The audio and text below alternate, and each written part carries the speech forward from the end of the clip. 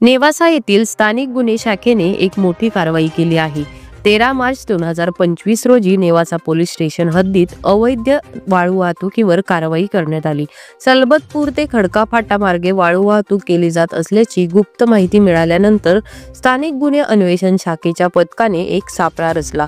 स्थानिक गुन्हे अन्वेषण शाखेचे पोलीस निरीक्षक दिनेश आहेर यांच्या मार्गदर्शनाखाली पथकाने पेट्रोलिंग करत असताना गुप्त बातमीदाराकडून मिळालेल्या माहितीच्या आधारे एक हायवा गाडी पकडली। या गाडीमध्ये अवैध वाळू वाहतूक होत होती।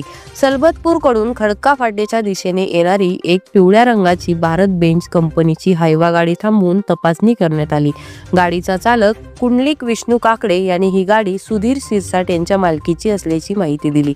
तपासणी दरम्यान हायवामध्ये 6 ब्रास वाळू आढळून आली। चालकाने सांगितले की वाळू गोदावरी नदीपात्रातून आणली गेली असून त्याच्याकडे वाळू वाहतुकीचा कोणताही परवाना नाही। अखेर स्थानिक गुन्हे अन्वेषण शाखेने एक मोठी कारवाई करत तब्बल 25,60,000 रुपयांचा मुद्देमाल ताब्यात घेतला। या कारवाईनंतर नेवासा पोलीस स्टेशनमध्ये संबंधित व्यक्तीविरुद्ध गुन्हा नोंदवण्यात आला आहे। हा तपास आणि कारवाई पोलीस निरीक्षक दिनेश आहेर यांच्या नेतृत्वाखाली अतुल भानुदास लोटके, संदीप संजय दरंदले, अशोक हिरामन लिपणे आणि विशाल अण्णासाहेब तनपुरे यांचं पथक करत होते।